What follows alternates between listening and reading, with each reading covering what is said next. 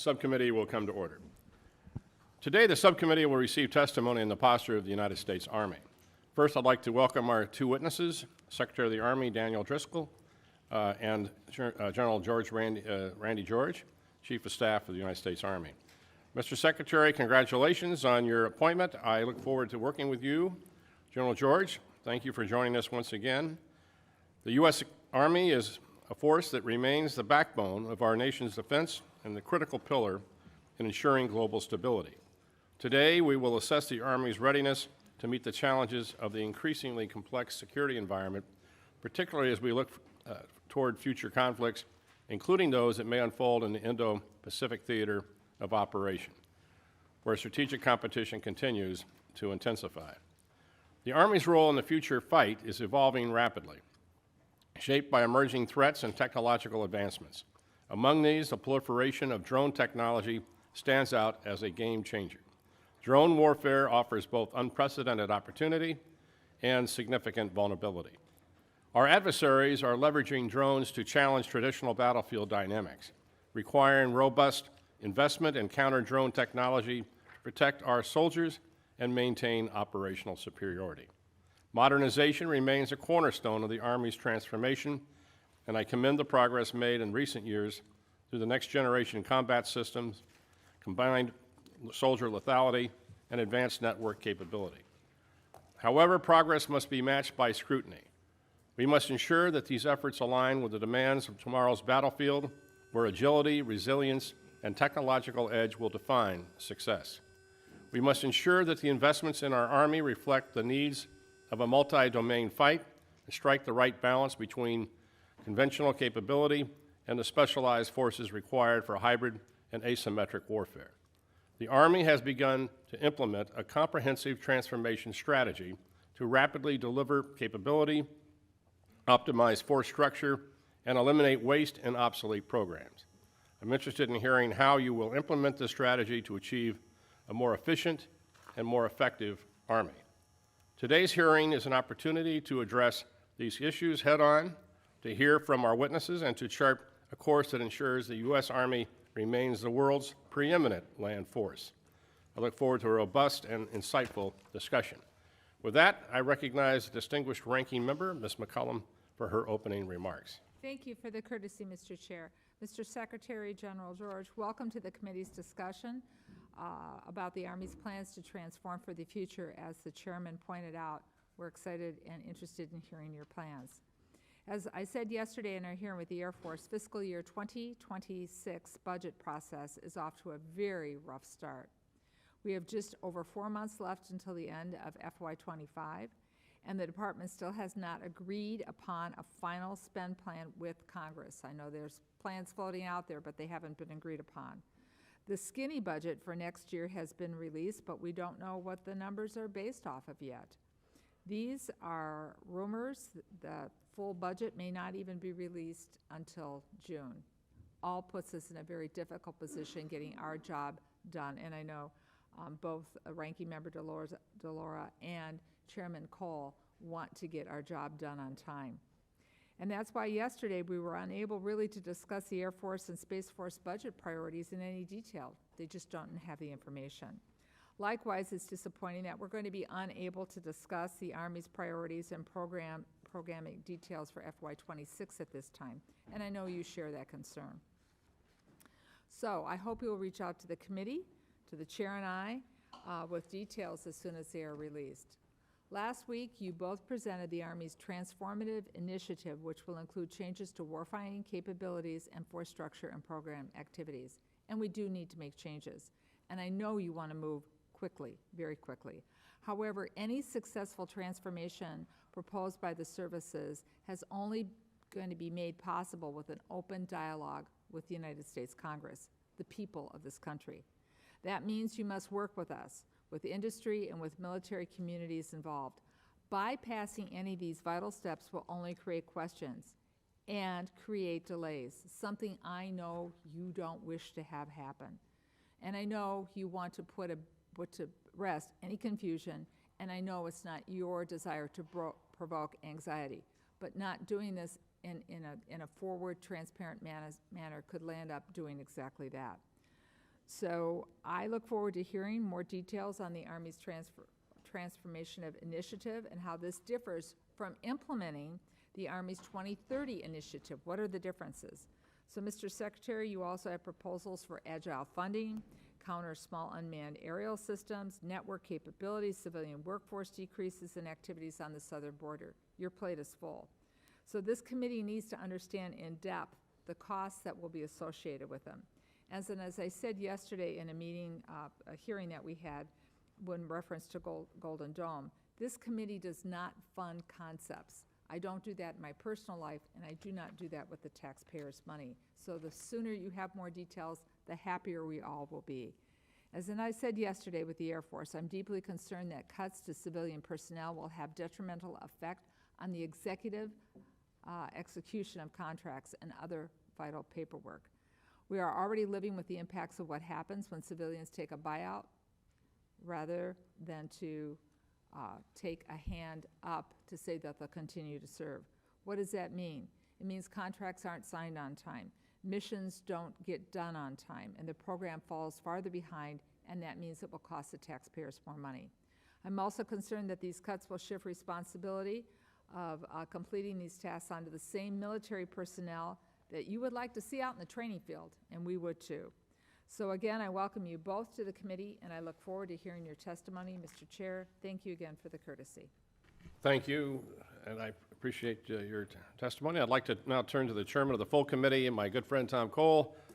Mr. Chairman, the floor is yours. Thank you very much, Mr. Chairman, and let me begin with a couple off-the-cuff remarks and associate myself with my good friend, the ranking member's remarks in terms of just information. And look, we're very understanding. New administrations never meet the deadlines related. They can't. I mean, you don't have people approved and in place, so we understand. But, and I've had this discussion, and it's been a very positive discussion with OMB, and said the quicker you can get us this stuff, the better job we'll do. But the longer it takes, the more likely we are to miss our own deadlines and stumble into another CR or something like that. And we don't want to do that. I know you certainly don't want us to do that.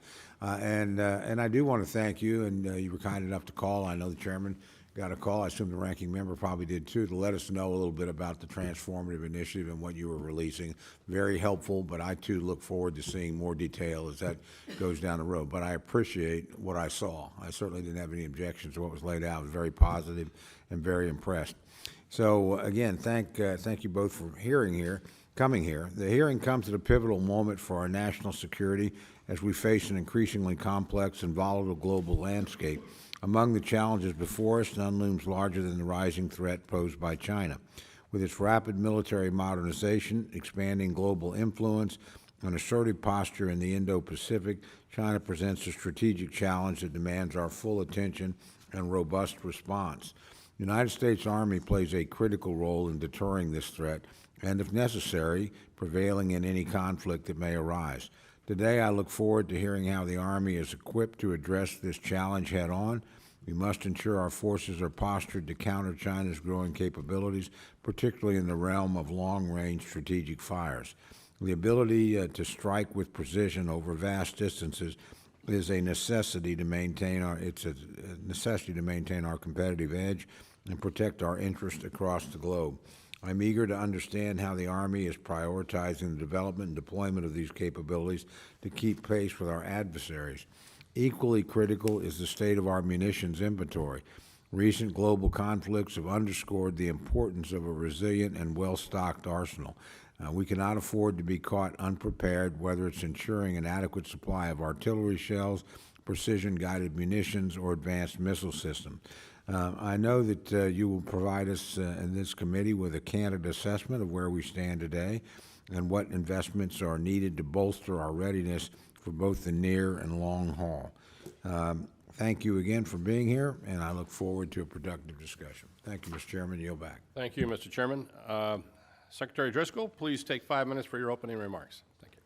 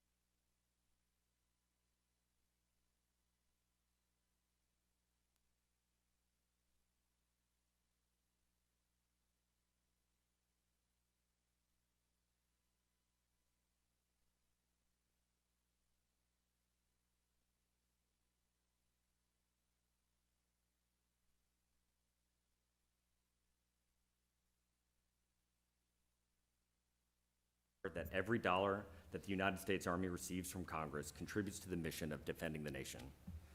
I am committed to this because I am committed to our soldiers. They are the ones who will face the enemies of the nation.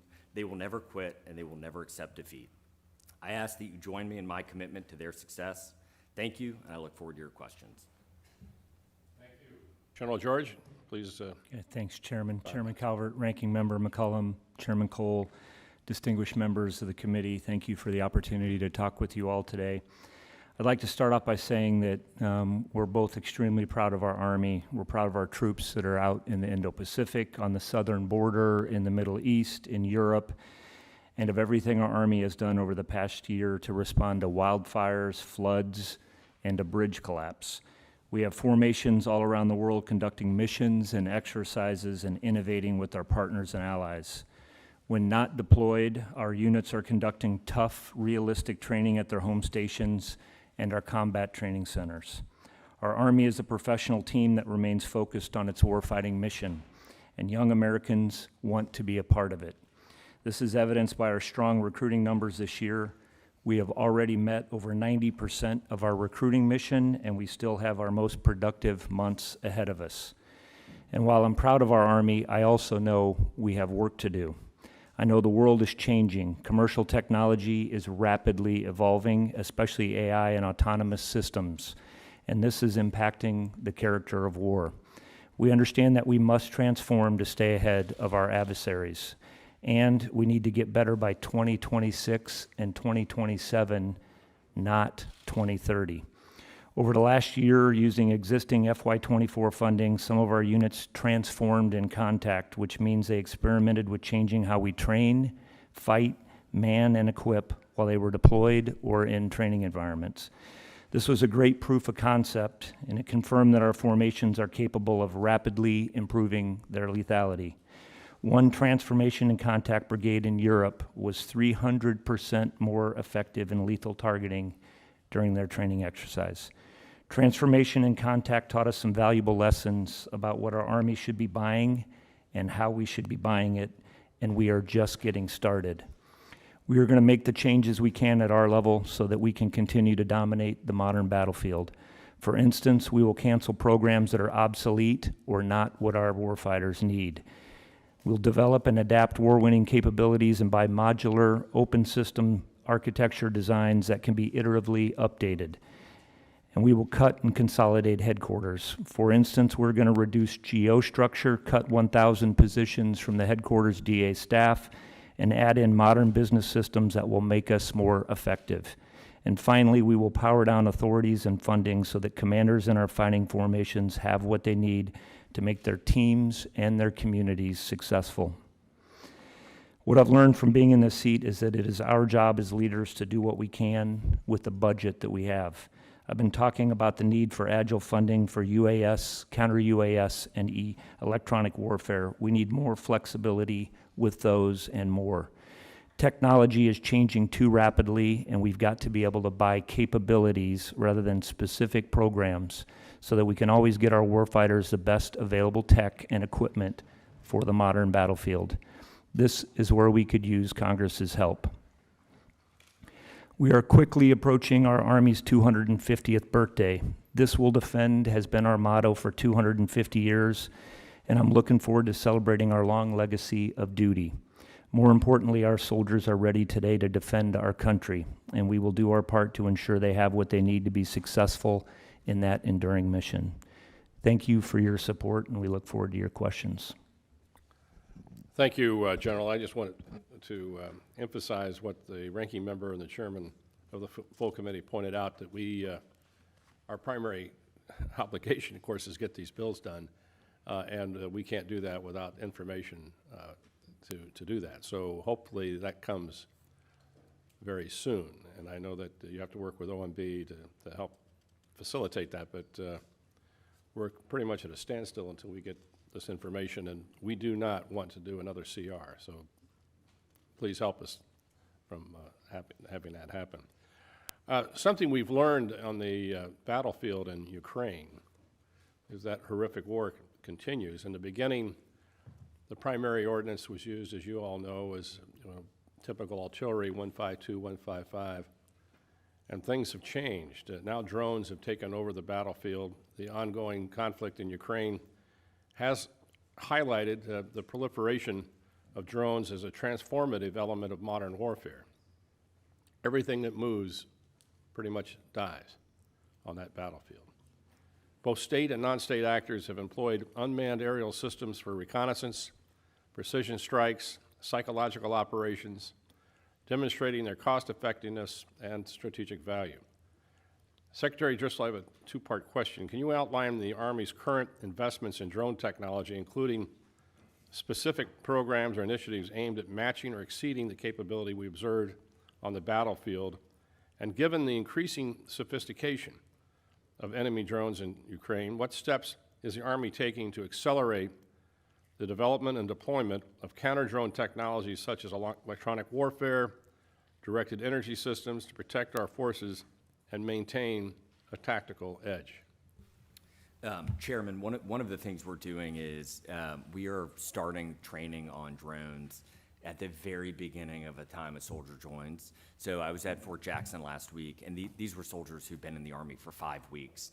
And one of the things I saw during the training is they were putting drones up, and as they were going through their lanes, what they were doing is trying to figure out what is the overhead, what is the concealment required to avoid being seen overhead. And so each of these soldiers, 5 weeks in, were building just incredible camouflage for themselves and their gear. And then what they were doing after they finished the lane is they were going and reviewing the footage so that they could say, what can a drone see from the sky? And this absolutely blew me away. And so what we are trying to do at a high level is push down these lessons that we are learning from Ukraine and from our men and women in our SAGU that are absorbing the lessons, get them to every or as many soldiers as we possibly can, and start to iterate and learn from them what works and what doesn't. We have 3D printers printing drones in a lot of our formations across the Army, and they are learning incredible lessons that are paired and piggybacked off what's happening in Ukraine. And then for how we're trying to get this into the hands of developers and manufacturers, we're inviting them into the field with our soldiers so they can capture these lessons in real time. And we are empowering units to purchase small numbers of these and test them and then pass the lessons up the chain of command. One of the challenges, I know that you're very much aware of this, is that 90% of the components that are made for the drones themselves are made in China, including about 100% of the motors. What plans do you have to send to the manufacturing community as a buy signal to do something immediately on that? Yeah, I agree with you, Chairman. Just back to your previous question, I mean, a lot of this is transformative. You have to change how you train and operate. That's just as important. Secretary mentioned that. We're going to have to change how we're organized. We're doing that. We're getting ready to go to the new mobile brigade combat teams. Those command and control nodes are 85% smaller than they were, just a couple of years ago. And then we do have to change how we buy things. This is a big reason why we're asking for, I think we need to buy capabilities. Brushless motors is exactly what you're talking about, and we need to have the flexibility that we're buying. We are buying off the blue list, so there is an approved list, so we're not buying, Chinese parts that go into our drones. I fully believe we can make a lot of this stuff. We can partner with industry to do these things. We're just going to have to approach how we buy things and be much more agile in our approach to do that, and I'm confident we can come over and share details of how we would do that, because I'm confident with American innovation we can get back on the road we need to be. And Chairman, one of the things we're trying to do, and I talked about this in my confirmation hearing, is give a very strong demand signal to the American workforce, the American innovators, the American manufacturers. We, the United States Army, we will improve with this committee's help as a customer. We will expand the base of drone manufacturers who we are buying from in our own nation and from our allies. And what we hope and what we hypothesize is, with all of the outside funding that exists in the venture capital world, paired with small and medium businesses who are hungry to partner with us, we're going to open the aperture of partners, and we think the American defense industrial base will respond. Thank you. Ms. McCullum. Thank you.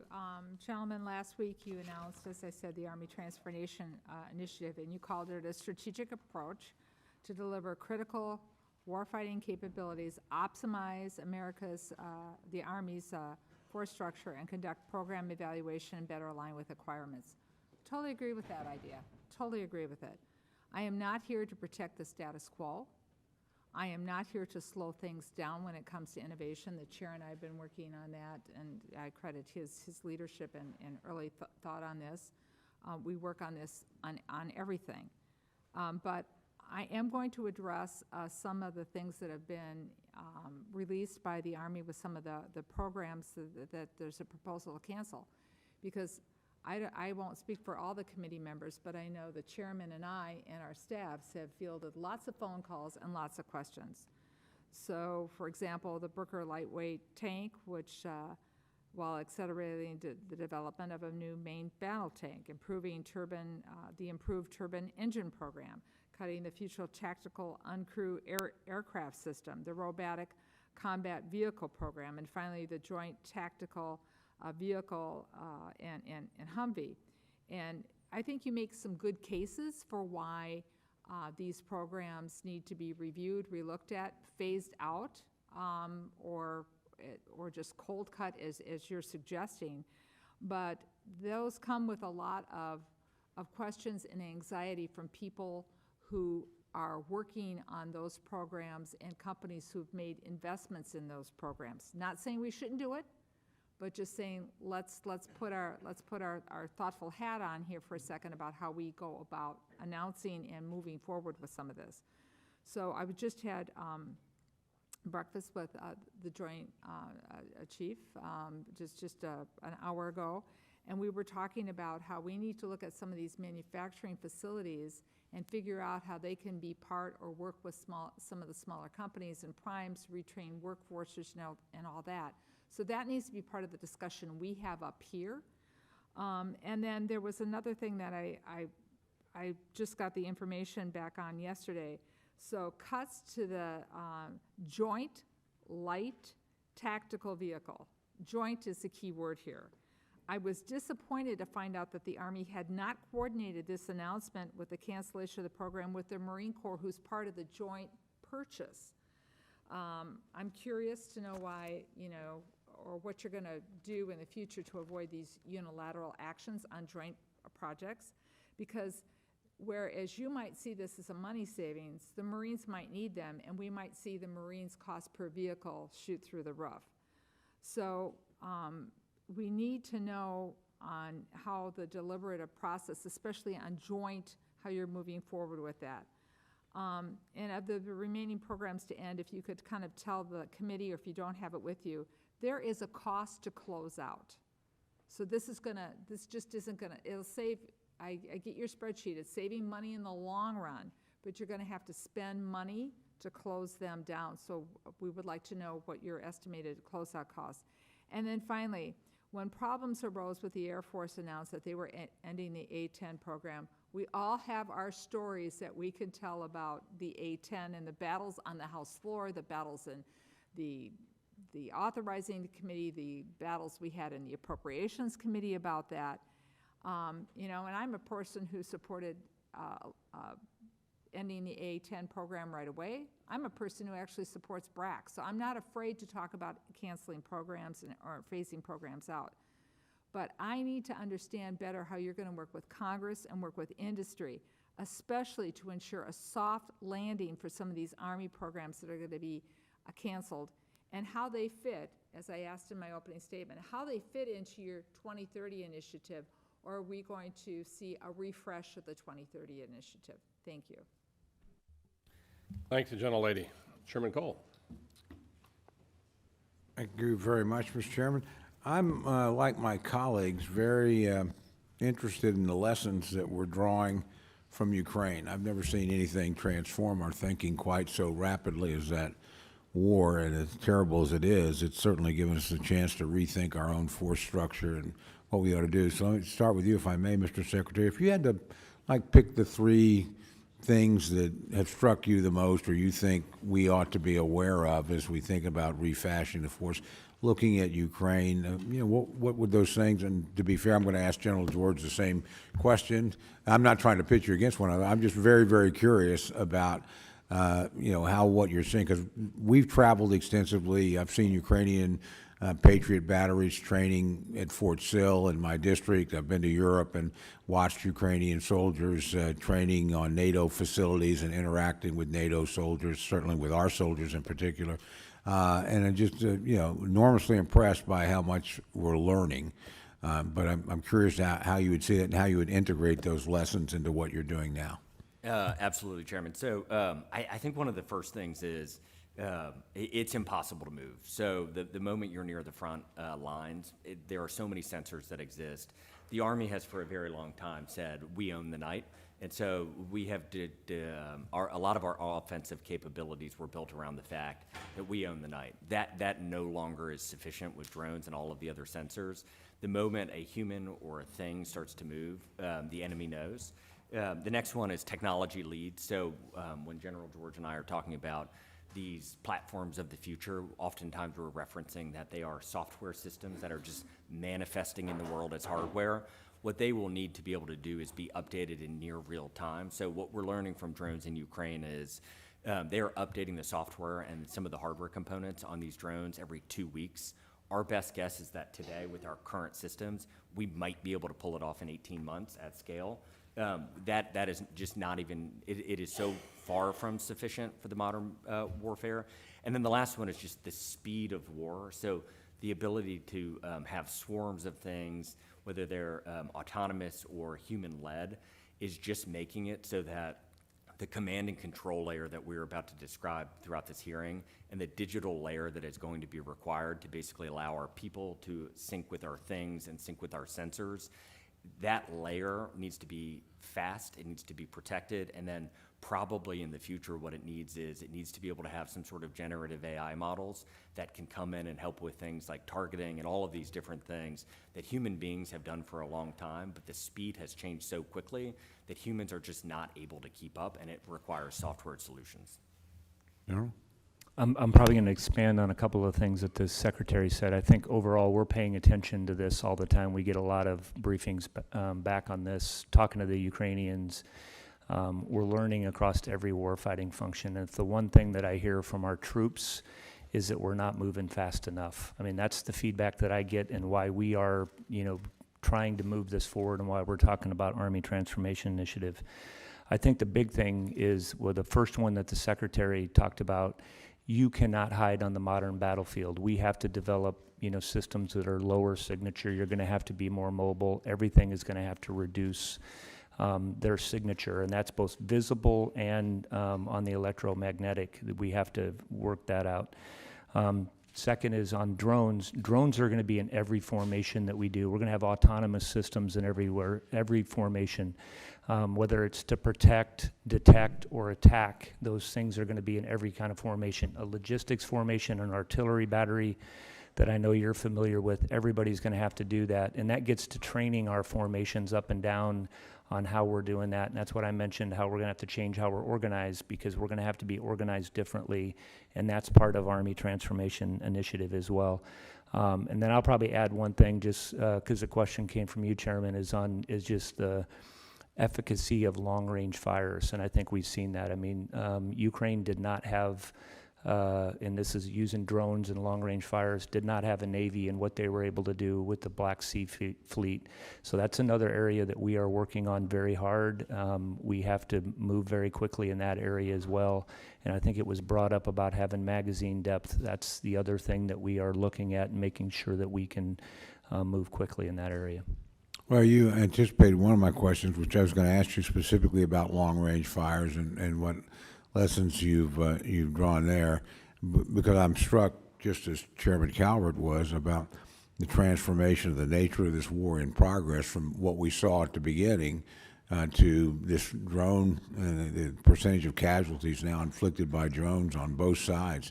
And honestly, I've been, and I'd love to be told you're wrong or whatever, so don't hesitate. But to me, just watching it as a non-professional and outsider, I've been shocked about how little conventional air power has played in this conflict. You know, we've been able to fight without looking up for most of my lifetime. You got to look up on battlefields now because it's not a jet roaring over your head that we can take care of. It's a small drone that's, you know, not is low enough that we're not knocking it out with air power. So, and I've been shocked about, frankly, how little the advantage Russia would have in the conventional fight in the air has mattered on the ground in this particular conflict, partly because of drones, partly because there's so much more reach and long-range fires now than there used to be.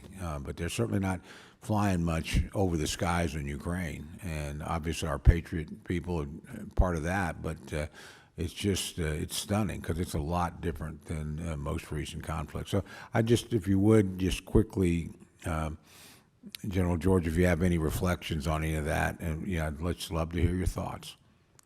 Yeah, Chairman, I appreciate getting a chance to come back. I mean, I would, follow up. The list would be longer. It's hard to, to go down, stop at 3.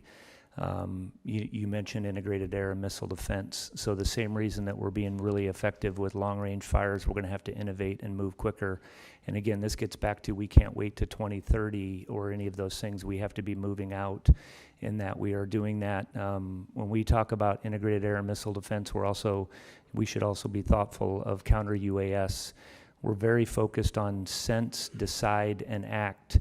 So act can be kinetic or non-kinetic, but we have to innovate in each of those areas. So our sensors are going to have to be ubiquitous. We're going to have to look for cheaper sensors that are with every formation because everybody is going to have to be alerted to that. And I don't care what, and I've talked to the other service chiefs, what service you're in, drones are going to be, out there and long-range fires are going to be able to reach. And so we have to focus on that. So that's what we're attempting to do and do that as rapidly as possible.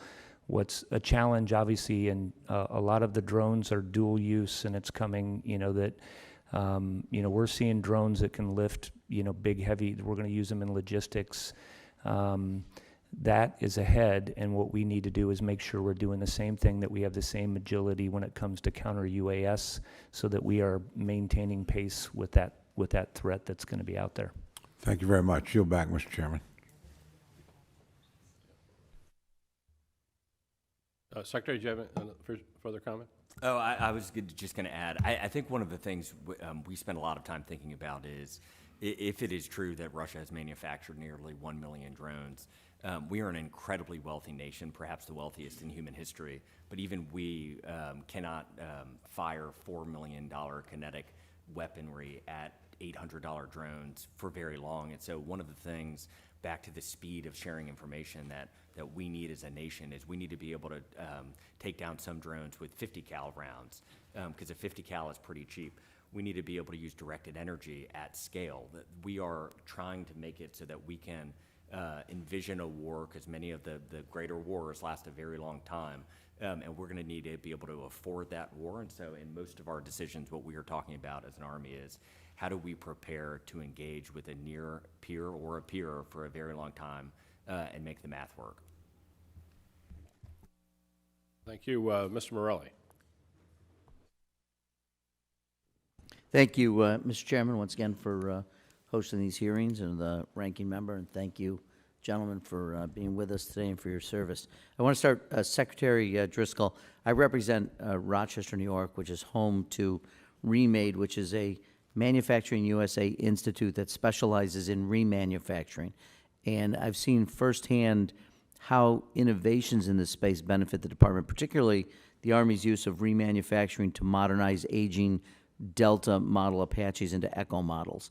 The 10th Mountain Division at Fort Drum, which I know you're very well acquainted with, having served there, still operates the Delta models and is awaiting Echo replacements. I read, I think just in a memo last week from Secretary Hegseth's, a memo proposing the divestment of air cavalry squadrons, raising serious questions about the future of these aircraft. And I wonder if you can explain the justification behind removing the armored cavalry squadron from your combat aviation brigades, and what the Army's rationale is for taking nearly half, I think, of your Apaches out of the active component. I think that's for, if General, if that's a more appropriate Yeah, question. to you. I'll jump in there on that Yeah. one. And I think this goes back to what Chairman Cole talked about with, autonomous systems, where we're going with manned systems and just the amount of money that we spend on these systems. So we are going to take the AH-64 Deltas. They're twice as expensive as the 64 Echoes. We're going to keep some of the pilots that we have. We have great pilots, and thicken the lines with our maintainers. And so that's the plan that we're going to do, and we're going to invest that in autonomous systems. I think we're going to looking at autonomous systems, manned and unmanned teaming, and actually I think just because we've had struggles with operational readiness rates of our AH-64 Deltas, that we're actually going to have a more ready aviation formation, and that's what we're after. But we're looking to the future. I mean, autonomous systems are cheaper. How do we find the right balance? So do you expect that there won't, I'm sorry, Mr. Secretary. Oh, Congressman, I was just going to say, I don't know that we know what the right mixture is. There's no obvious recipe for manned and unmanned and Apache versus drone, but we do know that it needs to be some sort of mixture, and we are overly weighted right now because of just how technology developed toward manned. And so a lot of these are corrections toward the future, and we would want to work with this committee as we are learning from soldiers and learning from what is occurring around the world to figure out that right mixture in spending. We did. So, and we it does did sou- actually war game this as well. I will tell you that we've gone through this and we've done war games on it. We've done the analysis on it, and we're happy to have somebody come over and. I would love that, so it does sound to me, General, that the expectation is that it would be Echo Apaches would be clearly preferred. I would just suggest that our ability, as I understand it, to remanufacture the Deltas into Echo models is far less expensive than new Apache Echoes, and so. But I'd love to have an opportunity offline, perhaps, to be able to have a further conversation about this, if that'd be all right. Of course, Congressman, and we can look at the difference in spending and follow back up with your office. Great, thank you. If I may, with my remaining time, General, protecting the health and long-term readiness of service members obviously is a top priority for all of us. We continue to see service members suffer traumatic brain injuries, particularly from blast overpressure events. And I know we've made some progress, but as I understand it, there remains no standardized field deployable device to monitor and record blast exposure in real time. And that leaves soldiers, I think, vulnerable to, leaves them vulnerable and underdiagnosed, as I understand it. So can you talk a little bit about the plan for accelerating development and deployment of reliable blast monitoring devices, and how we can help support what I think is an urgent need? Sure, Congressman, this is something else I'd be happy to come over and Yeah. go into you in detail. So I just had, we're going down to our special mission units, and they're actually working, on this for us very specifically, resourcing them to go through this. So part of this is testing, and we're working through the testing to make sure that people, from the day you come in the Army, that you are tested and what this is. And everybody responds, as you would imagine, a little bit differently, just like we respond to physical things differently. I think the biggest thing is figuring out how we change the training. What kind of charges are we using? I mean, we're going to have to do the things that we're going to have to do to make sure that we're ready. Right. How can we adjust at training? And then we are all looking at everything from helmets, how are our helmets designed, what's the padding inside the helmets, what are the individual detectors? So I can go through that with you. And we have industry. Obviously, there's more people that are interested in this than just us. I mean, there's other folks, but we want to lead the way on that. We're working very closely with SOCOM and our special mission units. I would also ask, as I understand it, I don't know if that a blast exposure and monitoring data is put into the long-term healthcare records of our warfighters. And I wonder if, and we could talk about this offline, but if you'd consider that as part of their health records. So the testing that I mentioned, I think it's ANAM. So I hate throwing in an acronym here, but there is, because I don't know what the hell it stands for, but there is go through an online testing for that, and that is entered in everybody's record. So I have that, before I deployed to Iraq and Afghanistan, and all those things get entered into your record. Terrific. Thank you, Mr. Thank Chairman. you. Chairman Rogers. Thank you, Mr. Chairman. Welcome to the gentleman this morning.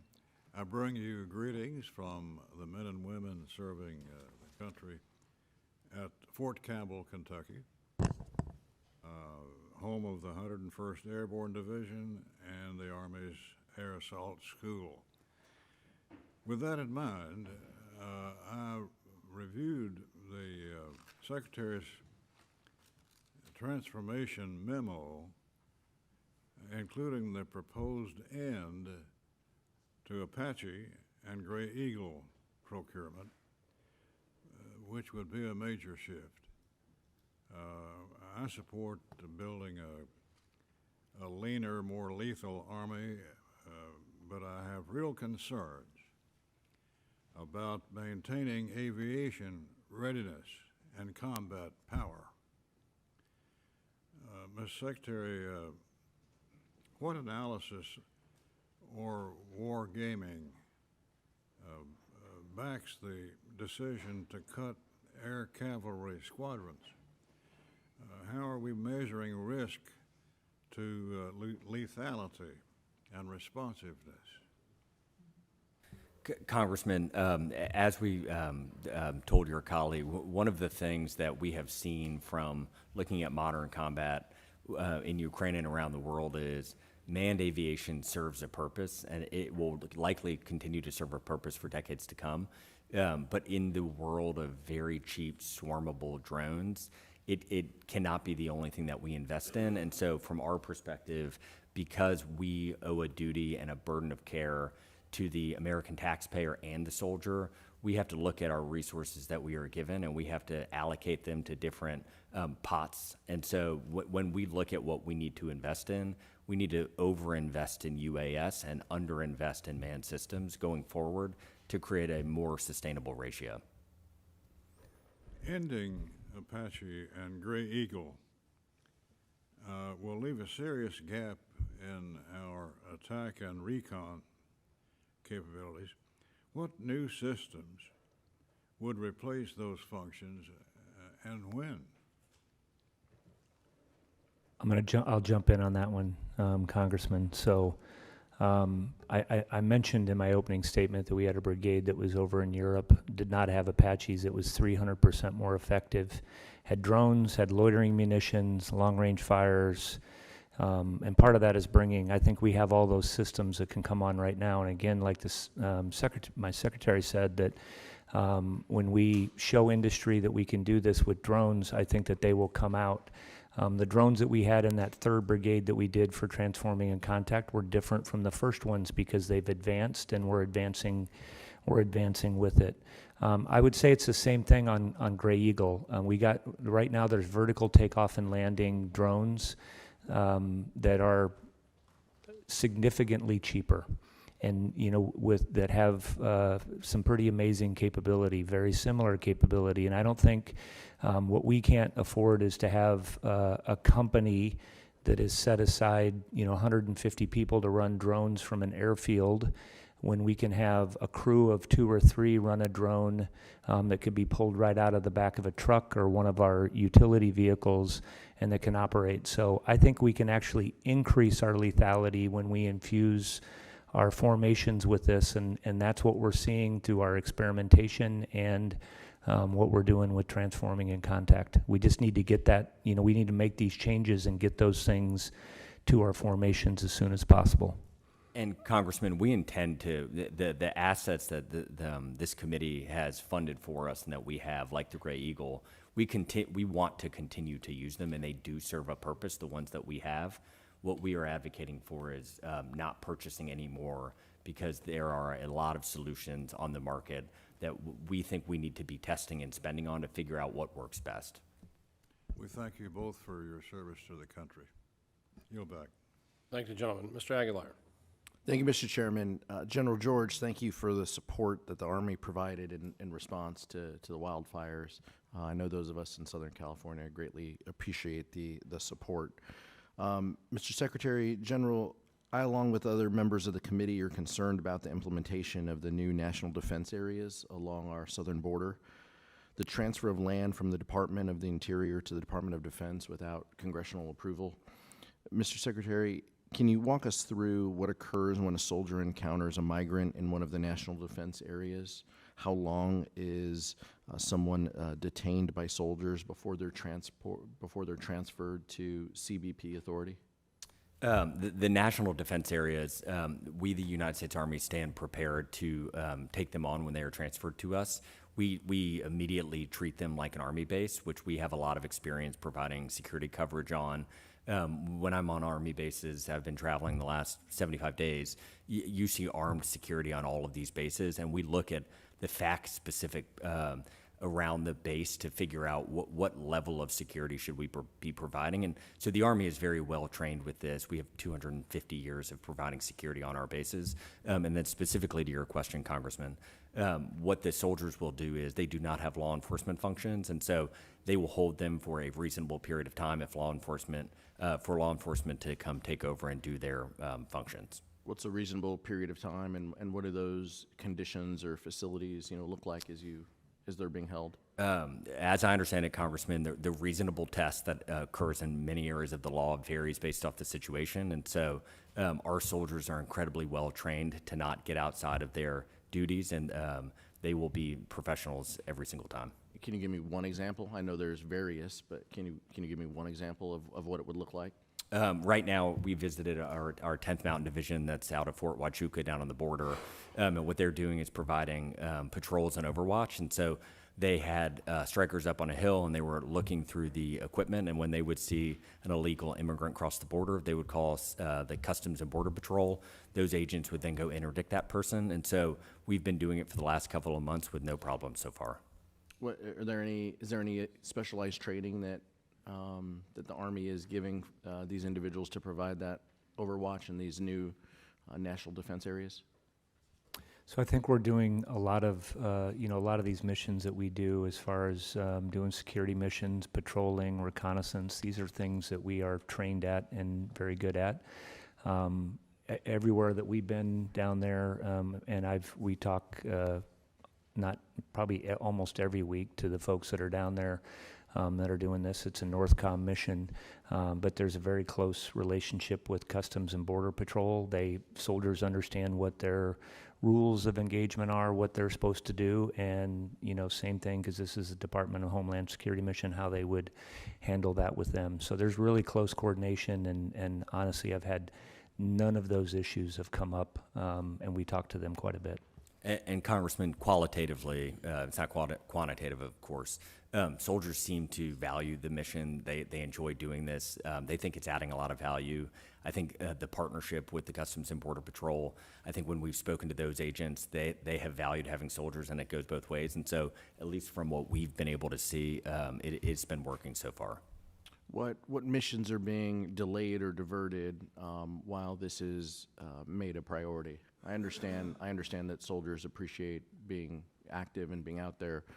What are we not doing by doing this? I can't think of anything off the top of my head that we're not doing. I mean, it's an important mission, as Sec Army said. Our troops are excited to do this. I've talked to there's 2nd Brigade, 4th ID that's down there in 10th Mountain. Part of what we're doing, they're doing a lot of the missions that they would tend to have to be trained to do. We are also working with them while they're down there to make sure, again, back to the transforming in contact. What can we do to update their network while they're down there? They're learning a lot. They're helping us with the counter UAS mission. So, again, I think that's what we're trying to do. We're finding a lot of value in what we're doing down there. Would the gentleman yield for a minute? Yeah, I'll yield to the ranking member. 20 seconds you have left. So you talk about training. When you're defending a military base, and that's been your description of this, whether it's at home or whether it's abroad, there's lethality involved. There is amount of intentional force that can be used that might not be lethal. And so the things that the Custom and Border agents don't necessarily do. So Mr. Aguilar asks a very good question. How long, how fast, and what kind of training's going on? Because the last thing I know the United States Army wants, because there's going to be language challenges and everything else, is for an unintended consequence where somebody is either seriously harmed or you know, hopefully this doesn't happen, but lethality is used. So I think it is an important question to ask that Mr. Aguilar asked, and I didn't hear a good answer on what you're doing for training. Thank you, Mr. Aguilar. Just real briefly, Mr. Chairman, sorry, I think asking the question about cost is also, you know, important. That's why we're here. There's a cost to this mission.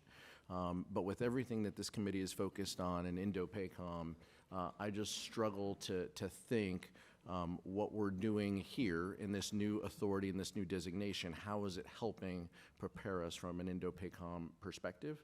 I think that's a concern that all of us should have. Thank you, Mr. Chairman. Thank you, gentlemen. Mr. Womack. Thank you. My thanks to Secretary Driscoll and General George for your service. Congratulations, Mr. Secretary, on your appointment, and you're off to a fast start, and we appreciate that. The common theme today has been the change that is being ushered in, and that change is out of necessity, in part because of technology and the changing concepts of war, as evidenced by what's going on in Eastern Europe, but also brought about by budget. We do have a lot of budgetary concerns, and there's no secret to the fact that the Army is a pay-for right now. It's one of the bill payers in this pivot that we've made to the Indo-Pacific region. And I'm not going to go too far into that. But in affecting the change, this transformation initiative is doing something that we may not agree with all the parts of it, but man, I applaud it, because as my old friend Sam Walton said in his 10th principle of success, swim upstream. In other words, get out ahead of change. And the Army's been clunky. The Army's been bloated, and the Army has not been very nimble over time. I mean, I think of programs like Comanche and FCS and Booker, and these are the kinds of things that we have to avoid because we're in a resource-constrained environment. So I'm going to ask you the question about risk, the risk of going through transformation and the risk of not going through transformation. I want to ask that risk question both ways, Mr. Secretary. Congressman, as we view it, war in the last couple of years in human history has hit an inflection point. War will no longer look like what it has for the past 2 millennia, where it's driven by human beings. What we believe is war will likely continue to occur between human beings on land, where the Army thrives, but the tools that we need to empower our soldiers with in order to fight and overcome any enemy in war is going to require and is requiring a complete rethink of how we arm, train, and equip our soldiers. And so from General George and my perspective, I think to your point of risk, the risk is much greater to keeping the status quo, to allowing systems like Booker that were best intended and done poorly. And one of the things when we met with the Pentagon leadership was General George and I said, we got it wrong. We, the United States Army, have to own that. We've got to get our processes better. We have to be better partners for industry. We have to empower them with our needs and work with them along the way. We have to keep costs down, and we need to improve and own it. And so we're not proud of the outcome of the Booker, but what we are trying to do is not fall prey to sunk cost fallacy, where because we have invested all of these dollars into this machine that turned out to be inadequate, we're going to keep purchasing it. Instead, what we want to do is be completely transparent as we view truth with this committee and work with all of you and all of your experience across both sides of the aisle to make the Army as strong as it can be, so that when we send soldiers to combat in those first 6 months, what we are terrified of is if we don't do this Army Transformation Initiative, those first 6 months are going to be incredibly painful and heartbreaking, and then that's when our nation will make the changes. Chief? Yeah, Congressman, I think I agree 100% with Sec Army. The biggest risk here is not changing, and not changing fast enough. And again, everywhere we go, when we talk to our soldiers, it's like, okay, let's move out. And that's not the problem. They are very innovative. We've done this in the 101st, where they've completely transformed. They're ready to move out. I think the risk, all the challenges we're facing typically happen at a much higher level with people who don't want to change how we've been doing things. I think everybody knows change is hard. And that's where we're finding the biggest challenge, and I think we're going to have to drive this, from the top down, and remember that our number one customer out there is the soldiers that are out there in our formation, and make sure that we stay focused on what they need.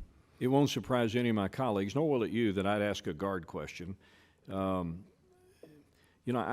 think the Guard brings value, particularly in a resource-constrained environment. We get a lot of benefit from our Guard if we can keep them trained and ready. What does the future of the Army Guard look like in the formations that you are proposing with transformation?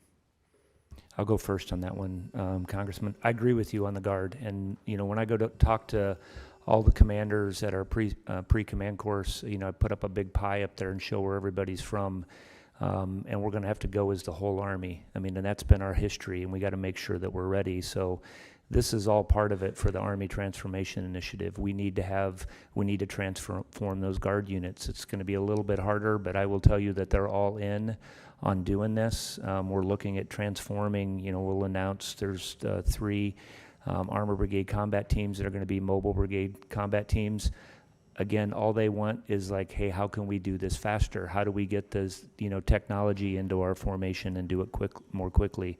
We've done the same thing with the network. We're going to, they're going to have drones. We're going to have to do this across our formation. We need the Guard. They're still going to be the operational reserve for our country, and we need to make sure that we're transforming them at as fast a pace as we can. Thank you. I yield back. Thank you, gentlemen. Mr. Cuellar. Thank you so much. Let me, believe they asked a question about the southwest border. I'm from the border area. I live there. Tell me, traditionally, when the military goes down there, in the past, they've done more what I call support staff behind a joystick, watching cameras. I think there's a more important role on it from building river roads, because right now, if you have the river, the roads, Border Patrol will go this way, but they can't go across. So I'm looking at river roads. The famous Carrizo cane, I don't know if you're familiar with Carrizo cane. It's invasive type of plants that grow the height of this. And Border Patrol, it's on both sides of the river, but I'm talking about the American side. So Border Patrol can't really see. They can have cameras, but they can't, see through those. So eliminating that, just the very basic things that y'all could look at. And so do you have any ideas? I mean, I can give you a whole bunch of other ideas, from intelligence. The other thing we brought up at another meeting, the drug cartels just a couple weeks ago brought down a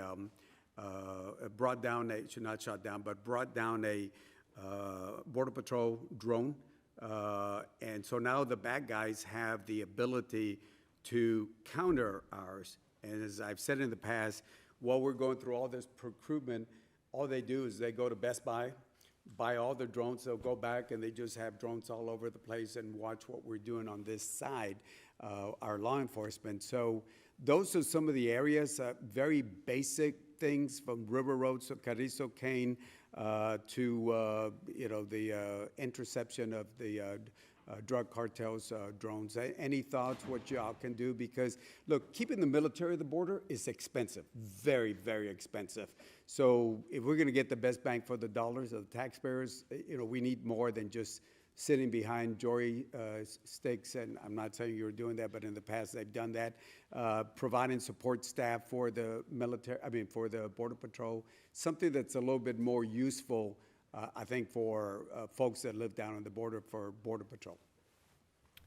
Congressman, we totally agree. And General George, when he said earlier, we talked to the leadership from 10th Mountain that are down on the border nearly every week. And what we have tasked them with is get lessons learned from this that can translate to how we create our formations for future conflict in Indo-PACOM and anywhere we send them, because what is going on with the cartels at the border is requiring our soldiers to do exactly what you're talking about, which is think about UAS, think about counter UAS, figure out best practices for taking a drone that was bought at Best Buy that can watch their movement, because again, we just cannot move without things seeing us anymore.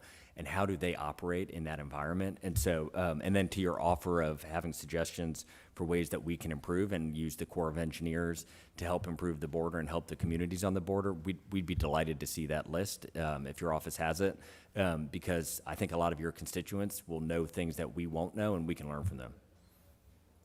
Yeah, I just would add, I'd love to get you down there with JTF Southern Border with General Nauman, who's down there. I think then if you had very specific input that you wanted to pass to him, beyond the cost, which I mean it's a mission that somebody has to do. I would say that we're very effective with that. And when we were down there for the very first briefing, right after 10th Mountain got down there.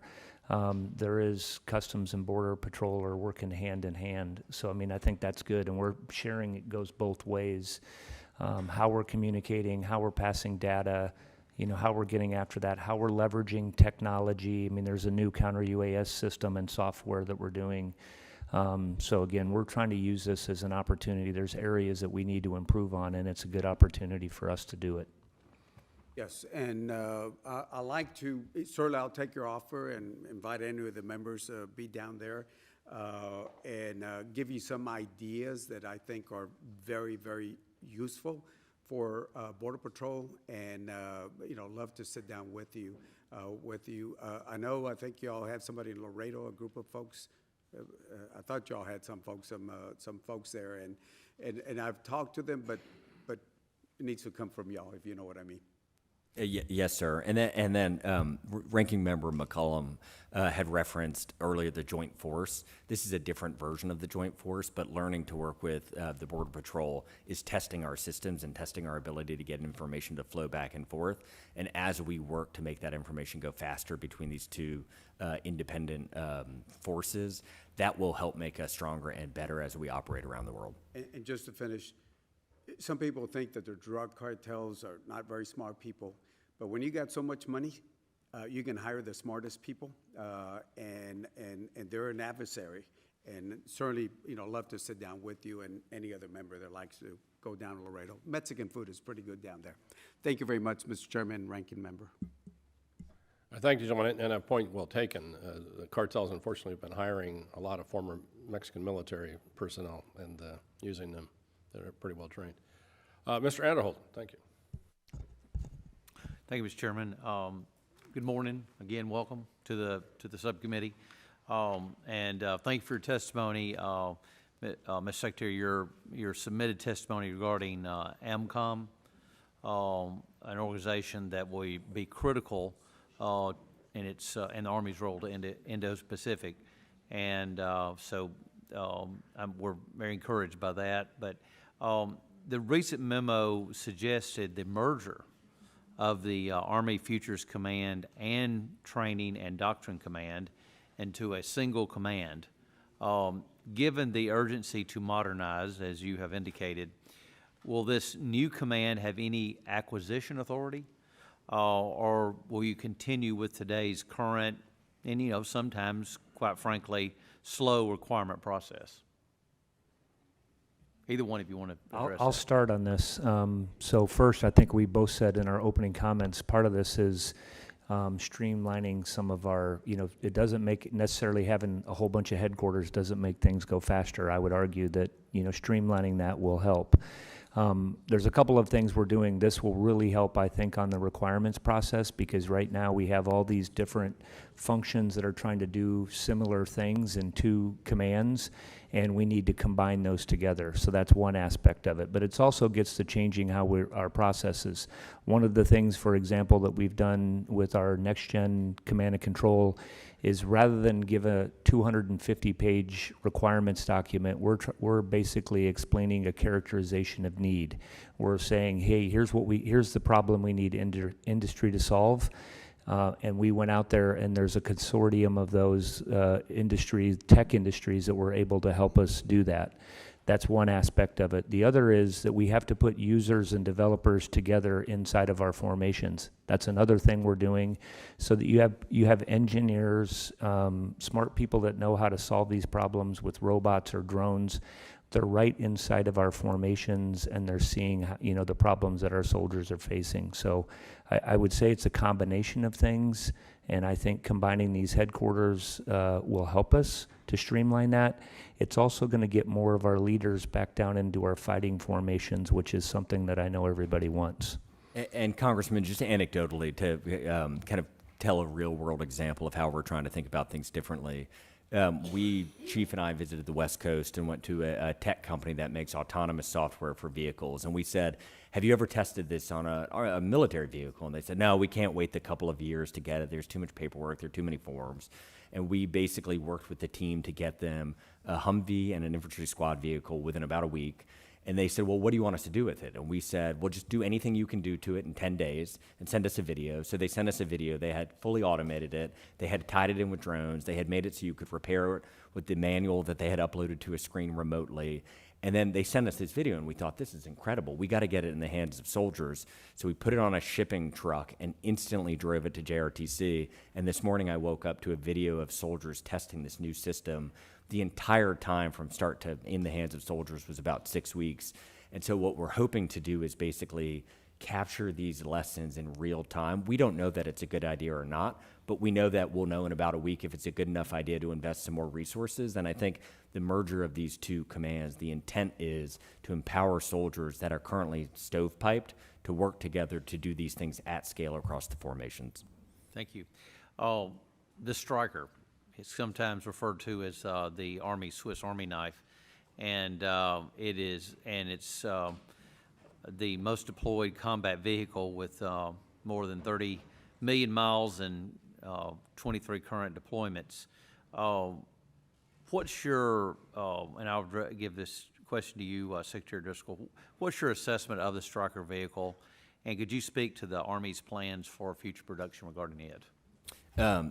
Congressman, I think that the Striker adds a lot of value to moving our soldiers around. I think what we've seen in Ukraine is with the Striker, you probably couldn't get too close to the front line without a relatively cheap drone being able to take that platform out of service. It is a massive value to the Army as we operate on land with people to be able to reposition our people. And so there are currently no plans to change how we think about the Striker. But I think one of the things that we have tried to flag to the entire formation and in our letter is this is an iterative process. We view this transformation, what you have quoted today for the ATI, as just the first phase. It may be 1 month later, 6 months later, or a year later that we come back to this committee and say, here's what we've learned. We think we need to do this next batch of changes.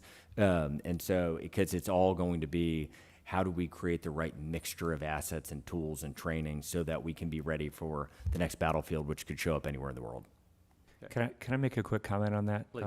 Because the Striker, having been a division commander, having deployed in, with these formations, is a great system. And, we have it, and we're going to do some consolidation of some of those that are at Fort Carson. I do think that they have a role to play really around the world. We're using them for for counter UAS systems.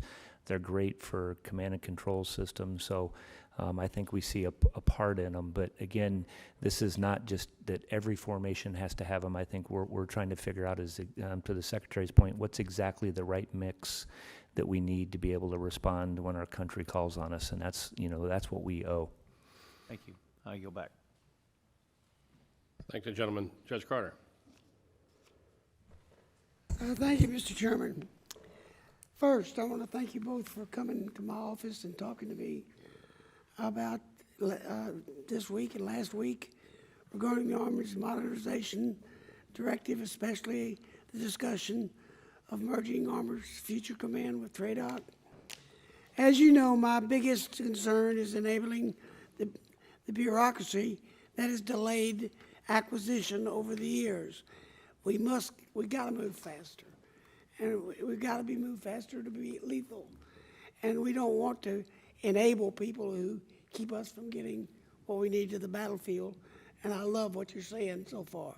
So, can you explain to me how Merging Futures Command with TRADOC will decrease the bureaucracy's ability to slow down and allow us to streamline to acquire technology at a place that is relevant. I'll start on that. So, our plan right now is we're going to, it'll be the Army's Transformation and Training Command. It will stay, the primary headquarters, Congressman, down in Austin, technical hub. We like what's down there, as far as the culture, the software factory, the ideas for innovation and change. But a lot of these changes are also going to occur inside that command that have to happen at the Combined Arms Center at Leavenworth, at the Centers of Excellence.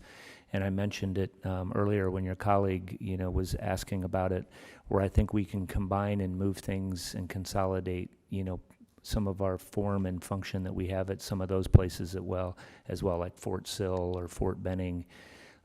The other thing that we are looking to do is to automate a lot of our processes. And I think I've mentioned this to you, when I can go to a smart board in my office rather than asking questions, and I can immediately see the data. So some of this is changing our processes and how we're doing that. And last thing I'd mention, as Secretary mentioned this, we've had a lot of whiteboard sessions here on how we would, we're going to move this at speed. And so I do think, we have to transform faster, and we're going to have to figure out how we can buy things on a much more rapid, modular open system architecture, and we're working on that as well. And Congressman, we have approximately 35,000 people that are in our acquisitions. We don't know what the right number is. That is too many. What ends up occurring is you just have so many human beings involved that everything gets slowed down. There are just required, and these are our own. This is not blaming anyone but ourselves. We have got to cut through some of these layers so that the feedback loop between the actual soldier testing the thing, getting that learning, or testing or using it in actual combat, getting that learning into our system and getting that to the software developer or the manufacturer to get the next prototype out, to get the next thing in the field, is what has made American innovation so strong in the last 20, 25 years. These venture capital models for how they back companies to test, innovate, learn, grow, and repeat again and again and again until they hit scale. We, the Army, need to do it, and we're hopeful that we're taking the first steps. Well, amen on that one. That needs to be done. The acceleration of the programs like the Futures Long Range Assault Aircraft and the M1E3 highlight the growing need for modernization of infrastructure. Is the AIT initiative making the necessity investments to support these platforms? And do you believe that we can build an infrastructure quickly enough to meet the pace of modernization? I can take the Flora, and then Chief, you want to hit the M1E3. So the Flora aircraft, the rotary wing helicopter, is an amazing innovation that I think we, the Army, need. It is an example, I think, of our own systems and failures getting in the way. When they showed me the aircraft and said how fast it went and how far it went, it clearly will add capabilities that could be relevant in Indo-PACOM. But when I asked, well, when did the first test flight occur? And I think it was 2017 or 2018, my stomach sank that it had been 7 years since we think we had found what we needed, but we hadn't transitioned to it. We hadn't figured out a path for it. It was kind of just at this stalled place. And so we do think that Flora and with the ATI, that is probably our future. And so we are actively working on a plan and trying to sync with Pentagon leadership, Secretary of Defense, and the Deputy Secretary to move that forward as quickly as possible.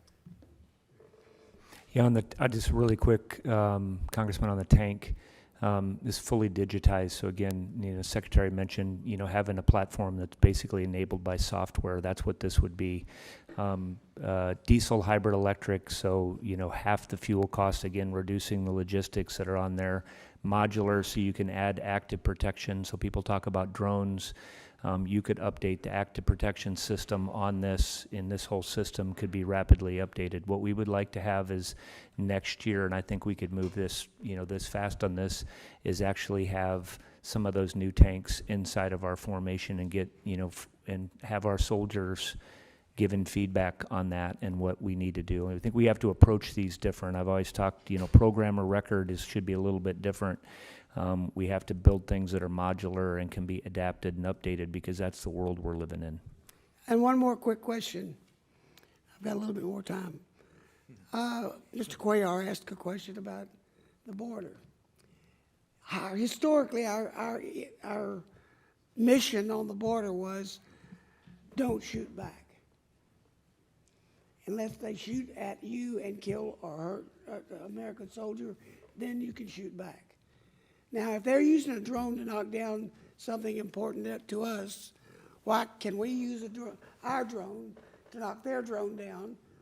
There's no human interaction there. No human being is dying. Are we still going to have to be fired at before we fire back? If they send a drone over the border to mess with us, can't we shoot it down? What do you know about that policy? Because historically, that's been the policy on the border. Our military can't shoot back. Yeah, I'm going to have to come back to you on the specifics on that. I know we have made some requests, and they've come up on the 130I that is law on what we can do and what we can't do when it comes to drones and how we share information and what we can do. So we'll come back with you on the specifics on that. Let me know, because it doesn't make sense. There's no human being dying from if they send a drone over to knock it down. And if they knocked ours down, why can't we knock theirs down? What I don't think has changed, if anybody feels like they're a threat, if they're being threatened, again, this gets back to that basic ROE. But I think your question is more broad. If you see anything flying that's out there, and we'll follow up with you on that. Yeah, and remember that drug stuff that they're bringing across the border is killing more people than our soldiers are killing. Okay, so that's really important to think about. If they got free will to send drones over with drugs, we ought to be able to shoot them down. And I'll yield back. Thank you, Chairman. Or thank you, Judge. I appreciate it. One point you made, I want to reemphasize this. How many people do you in the Army have in the acquisition program? Approximately 35,000. That's just the United States Army. That is just the United States. That is a combination of acquisition, sustainment, engineers that do development. So I think there's around, if you're like talking purely acquisition professionals, I think that's somewhere around 5,000. I mean, I can get back with you, but it's a program that we have that's in sustainment, and this gets to why some of these things that we want to stop. There becomes, it's sustainment as well. Let's just say it's 5,000 just in the Army. So I'm making an assumption here that you have a significant number in the Navy, you have a significant number in the United States Air Force, you have a significant number. I'm going to ask the question, Mr. Womack's here. I suspect, how many people do you think is an acquisition in the entire corporation of Walmart? If you ask the leadership at Walmart and the shareholders, they probably say too many, but not that many. I was just curious. Mr. Diaz-Balart. Thank you very much, Mr. Chairman. And first, gentlemen, Mr. Secretary in General, thank you for your service. And I hope you know that when we say that, we mean it. It's such a crucial role that you play and those that you represent. I love what you're trying to do. I really do. I think it's important. You've mentioned why you're doing it. We know the problem. It's a frustration that we've had, and Congress can be part of the problem. We know that. One of the issues is it's kind of the chicken and the egg. One of the problems that we have as members of Congress is sometimes there's not been a lot of confidence necessarily in making sure that the money that we send is going to be used for things that are really important. And again, we're part of that problem. I get that, a big part of that problem. But let me just throw a couple of potential issues. For example, sole source contracts, which can be hugely necessary and important, but sometimes you kind of wonder. And I just want to throw something out there. There may be a good explanation, but this vital torso protection program, that there were, my understanding, a number of potential vendors And then it was, in essence, I believe, sole sourced to 2, and yet it's a almost, over $400 million program over 7 years. There may be a good reason for that, but that's the kind of thing that we see, and it's like, whoa, what's going on here? And I know it's precisely the kind of things that you guys are looking at. So I would just like, if you could, and there's other examples of that, like the low altitude stalking and strike ordnance, LASSO program, right? Sole source, loitering ammunitions. I believe it's almost $1 billion over 5 years. Again, there may be good reasons for it, but I would really love if you can just get back to us on, for example, on those two and others that you might see out there. That is there a real urgent reason to sole source it? Is it saving us money? Is it urgent? And if it is urgent, why is it for 7 years or 5 years? And so those are the kind of questions, and I know you all are trying to get to as well. So if you could just get back to me on some of those issues as to, are you looking at them? I'm assuming that you are, because you're looking at ways to be more efficient and saving money. Another issue, for example, and again, I'm sure there's a good reason for it, but when we're looking at saving money, and I think you guys are doing an amazing job, I think something like modeling and simulation in training is something that, logic would say, if done right, could save money and could be very effective. My understanding is that the Army is planning to eliminate, and I see if I get this right, PEO STRI, which I had thought was a potential massive cost-saving entity. And so any idea of how you would ensure that continues, that innovation and the training continues if that's eliminated? I don't know if you have that answer now, and I don't expect you have all these answers, but if you can get back to me on these issues, to be fair, because obviously I'm throwing these at you a little bit of cold here, but those are issues that would be very helpful to me if you can get back to me on those issues. I just want to mention on both of them. So first, we agree with you on long-term programs. I think you heard me say earlier about program of record. We shouldn't be buying something and saying, hey, we're locked in for 7 years and this is what we got to buy, given how much things are going to change. So we'll follow up with you on those. On the PEO STRI, I actually spent a year as a young infantry major working in simulations, and in my view, the gaming industry, everything that we're doing. So it isn't just a matter of having, I think we have a lot of changes that need to occur, I will tell you, down there. And I'm very familiar with that. I can come talk to you about that. But this is another idea of things that we need to change how we operate in the companies that we're working with. When I was running a warfighter as a division and a corps commander, it took 800 people, basically our soldiers, as training aides. We can't afford to do that. There is technology out there that right now that we can ingest into our system and make sure that we're training, and that's what we want to build. And we haven't, gotten that. So I do think we need to make some major changes down there. And again, I love the fact, it's really, to me, it's refreshing to see your attitude of just, kind of not just content with the status quo, which we know has created some issues on lethality and again, just of being able to access technology, et cetera. So I love what you guys are doing, but if you can get back to me on those, I would greatly appreciate it. And Congressman, the only thing I would say is I appreciate your graciousness saying there's probably a good reason for why we're doing those things. There may not be. And what we are trying to do is reset the culture of the Army so that when we look, if there is not a good reason or the reason changed, to tell you in this committee and work with you to fix it. And then specifically the simulations, one of the things we saw on that same West Coast trip, this is the perfect example of the private industry, and some of our largest companies have invested tens of billions of dollars into simulation tools and software.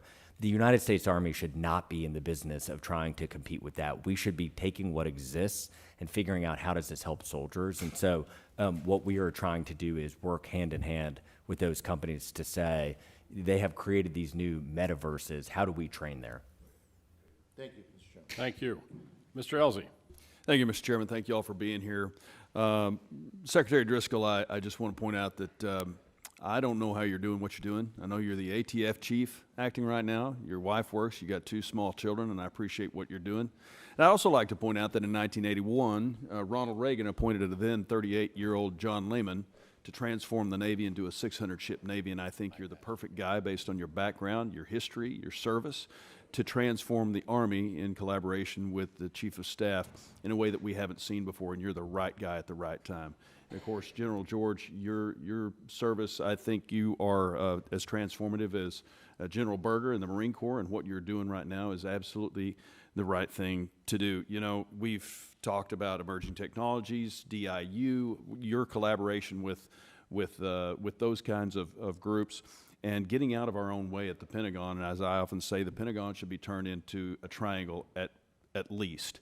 We need to lock a whole bunch of those doors and send a lot of people out to the fleet and out into the field again to get back to fighting instead of getting in our way. The rice bowl that is the Pentagon is not the problem of the contractors or it's the chiefs of staff or the COCOMs. It's the mid-level folks that are there that have been doing it for 20 years, whose job security relies on having something bad to say about a program that's being built, which is why the Army's canceled so many programs in the past, because what started out as a good idea got too big and too heavy and too expensive until it dies on under its own weight. So I want to help you guys do what you're needing to do. And I would like to point out, as we transition to the fight in the Pacific, which is what everybody here believes is the next fight, which is what the President believes, it's SecDef believes. He's issued memos to say transition to the Pacific, a vast sea space run by the Indo-PACOM, my friend Pappy Paparo. It's not a small place. You can't get there at 130 knots. You can't get there at 130 knots. So the Marine Corps, in order to get to the fight, needs to get to the V-22. By the way, the mishap rate is less than that of the H-53, the Aviate-B, and the F-18. That doesn't prevent people from talking bad about it and saying it's a troubled program. It's mature and it's ready to go. The Army's not going to get in the fight unless they have the FLRAA. The Air Force isn't going to get to the fight until they have the F-47, and the Navy's not going to be in the fight appropriately until it has the F/A-XX. So I want to ask you, General, do you feel good about tilt rotor technology? Is it mature enough for you to take the FLRAA on and into battle, future long-range attack aircraft? I do, Congressman, and that is, I think we both said this up front, is I think that is a much-needed system inside the Army. I think that it is, 350 miles an hour at a 350-mile range. That is a significant difference. It can be optimally manned, which means it could also fly autonomously. You can connect that with drones. There's a lot of things that you can do with that system. We could use it around the world, not just I think it's critically important in the Indo-PACOM. And I think that this is also something that SOCOM is going to want to be able to use. So I think all the services would use that. So we want to get it moving as fast as possible. And Congressman, with FLRAA, we met with the company that built it last week, and what we wanted to partner with them and task them with is spend this week and create a plan and tell us how do you push it forward by years, and then what do we, the Army, need to do to help you. And so one of the things when we talked to Deputy Secretary of Defense Feinberg that he and we have gotten so excited about is we do not intend to sit back passively as they begin this manufacturing process. If you think about what had helped us during our world wars is we put soldiers in factories, and we intend with FLRAA, we are going to be a part of the process, and we are going to be cutting through the red tape and doing our part as the United States Army to push it forward and get in the hands of soldiers.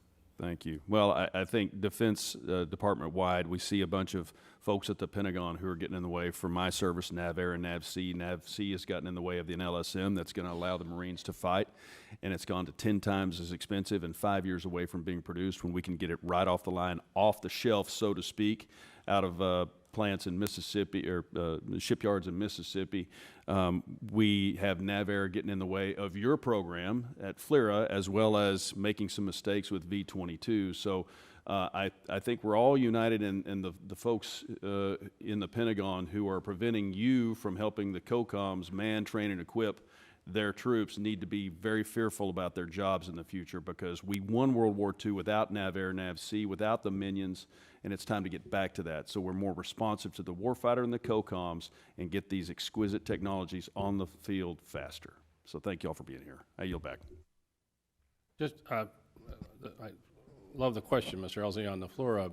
How quickly do you think you can get FLRAA at full production, and what would you define as full production?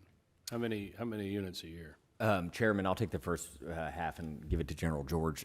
We owe you follow-up to this. We originally were intending to put it into our ATI document that came out.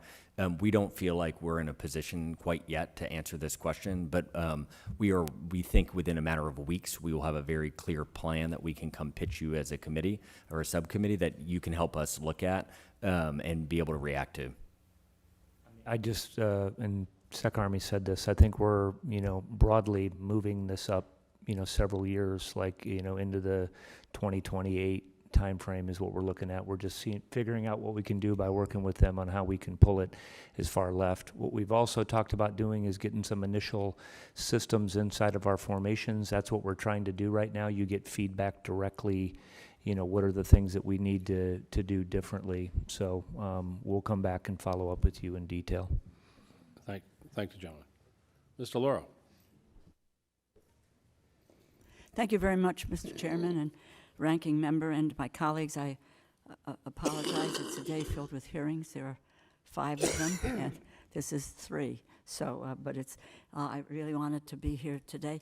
Let me just say, first of all, I represent the 3rd District of Connecticut. And Connecticut has historically been known as the arsenal of democracy. So these are issues that are very critically important to me. We make the finest aircraft in the world, including the Blackhawk, which is manufactured at Sikorsky in Stratford, Connecticut, which I represent. You all know this. It's the Army's vertical lift platform, par excellence. Versatility, safety, effectiveness. Our soldiers know it wherever I travel, overseas, etc. I always ask about the Blackhawk, and our service people, our soldiers sing its praises. So because of this, the Blackhawk will play an integral role in Army aviation operations for decades to come. Secretary Driscoll, does this assessment of the Blackhawk's capabilities and importance sound right to you? Congresswoman, directionally, yes, with the disclaimer being, again, if we look at all of our platforms and all of our systems, the right mixture of what we need in the future, we are learning these lessons daily and want to share them with you, your office, and this subcommittee. And so the problem with an all Blackhawk formation would be it cannot go far enough and fast enough to survive in some parts of the world, like Indo-PACOM, like your colleague referenced. And so we do think that for the next sizable portion of time, the Blackhawk will be part of the mix, though. Well, I just want to be sure that you're talking about a key piece of the puzzle, the Blackhawk, for the future of the Army, given that has a cumulative 5 million combat hours, flown critical missions in diverse theaters and conditions. I think it is a critical tool, and I hope you agree with me that that is the case with the Blackhawk. I agree. Okay. So you noted in your testimony that the Army must remain agile, able to adapt to new challenges. I agree with that. The Blackhawk is adaptable not just in the field but technologically as well, with Army and industry having recognized the need to modernize key systems on the Blackhawk to ensure that it continues to work for the future. And I've had many conversations, all in the affirmative of making sure that the modernization of the Blackhawk continues. I would like to hear more about your forward-looking vision for the Blackhawk. How will the Blackhawk's utilization change and grow in the coming years? How does the Blackhawk factor into the Army's new transformation initiative? Congresswoman, I appreciate that your constituency involves Blackhawk and the Americans who have made it. Our constituency is the American soldier and the taxpayer whose dollars we spend. Let me just interrupt for 1 second. It's not just a constituency issue here, though it's very, it is. It is about the Blackhawk and what it has meant to the safety of our soldiers and the national security of this country. That is my primary goal in addressing this issue. This is not just willy-nilly a constituent question. This is overall the national security of this nation and the role and, quite frankly, the promise of a modernization of the Blackhawk, and that it will be a major piece going forward. So I'm sorry to interrupt you, so please, please continue. I'll comment a little bit. Please. I've been, in the Army for close to 40 years. I've been flying on Blackhawks, got a lot of hours on the Blackhawk. It's a great aircraft. I think that right now what we want to do is actually we are going to take some of the older Blackhawks out of our formations, the Lima and Victor models. We have updated to the Mike model. We continue to upgrade. We have to upgrade all of our aviation to make sure that they can defend themselves, understand threats. So those kinds of things will continue to happen. I think the Secretary said we're going to continue to have Blackhawks. I will tell you that what we are looking, that there are ways that you can build, like for example, I do think I see drones in the future being able to pick up and actually move artillery tubes. We've done that with Blackhawks in the past, and I've been on artillery raids with those. So I think that there's other things that are going to change on the battlefield. I see Blackhawks are going to be with us for a while, but I do think we're going to have to adapt what we're doing. There just may be less Blackhawks. Well, this is very, very troubling, because the overall commitments and conversations with the Army over the last year, including when they weren't part of the modernization piece going forward, that the Blackhawk would be a singular, not singular in that there's nothing else out there, but that modernization of the Blackhawk and providing the multi-year contracts. So I'm going to ask you this question, but again, very, very troubling as to your comments on, not reassuring those of us who have had this commitment about where the Blackhawk stands in our national security and its modernization and the investment in that modernization for the future. And I can give you a chapter and verse of conversations that I've had over the last year about the Blackhawk helicopter. But that then gets me to multi-year contracts. I'm not aware that we're making any adjustment Well, to the Blackhawk contract. What I was basically describing you is how I see the battlefield evolving and how I would see us being able to do things. You were asking me if, future, it's hard to predict. Again, but we know we have autonomous systems that can do. That's what we were talking about. That is troubling, because folks who preceded you were very, very clear about the role of the Blackhawk going forward in the future. So, again, I'll have a continued conversation about this. But that gets me to, the Army needs stability. Our workers need stability here. Multi-year contracts for the Blackhawk have been delivered. They generated significant savings for the government. Now, again, I'm concerned that if the current multi-year contract is allowed to expire in 2026 without any certainty around the next steps, that the industrial base is not going to be able to pick up and move back. So let me just ask you clearly about a multi-year contract to ensure that there is no gap in production that threatens our readiness. I mean, I wouldn't. I think we're going to have to come back and talk to you, Congresswoman. I'm not sure I would, make a commitment. You can't I wouldn't say make a commitment to say that we're going to build things, the same thing forever. We have to come back and look at that. Obviously, we'll have a discussion on that. And Congresswoman, I'm asking you about the 26 budget, multi-year contract. I think we have, from what we have learned and what we have seen being around soldiers, I think we have had this conversation with many of our largest companies in the last week. We are unwilling to make commitments that are, in our opinion, in the best interest of soldiers and their lethality and keeping them safe if we deploy them anywhere in the world to bring them home. And so we can follow up with your office, but right now we can't answer that. But we're going to need to have a conversation offline. Again, Mr. Chairman, Ranking Member, this is a very, very troubling conversation, and I will produce the background and information that I've been given about the future of the Blackhawk for our national security and the modernization and investment in that modernization. So that I will yield back. I thank you for the opportunity to be here this morning, and I will put into the record, if I can, because I also head up the Aviation subcommittee here with a colleague on this committee, Congressman Strong. and we need to have answers about that. But this is very, very troubling, and I'll get back to you, but you need to get back to me. We need to have a serious conversation about going forward and what this budget will look like for 2026. Thank you, Mr. Chairman. Thank you, gentlelady. Mr. Joyce. Thank you, Mr. Chairman, and gentlemen, welcome. Secretary Driscoll, I want to follow up on a little bit here what my colleague had brought up before when you talk about things falling behind. I used to be the chair of Homeland. We needed icebreakers, and guess what? We produce maybe 1.2 a year while we need 7.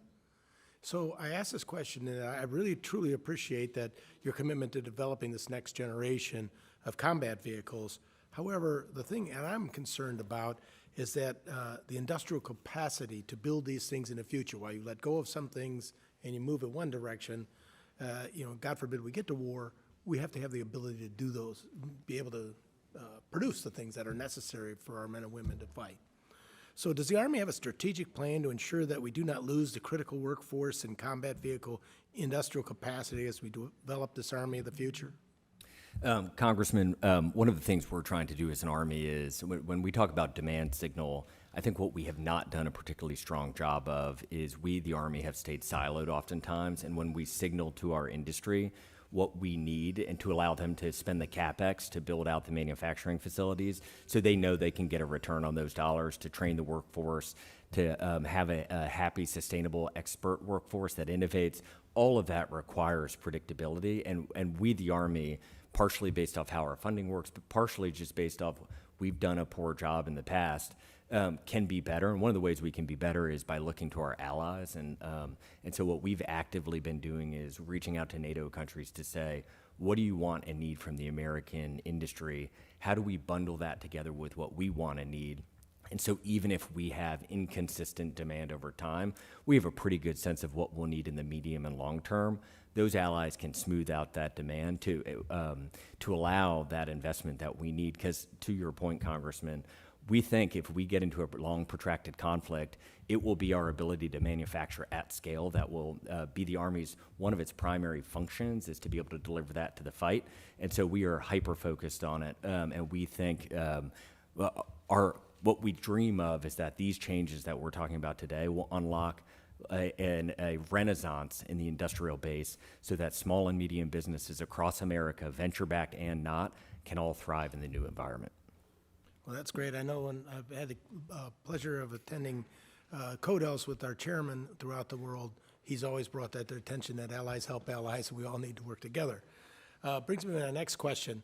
And given your emphasis on creating a competitive industrial base early on, in the fact that you want to use the private sector to compete and help you to get to where you need to go, early on in this hearing, your willingness to assess existing contracts for continuation based upon the impact of the mission.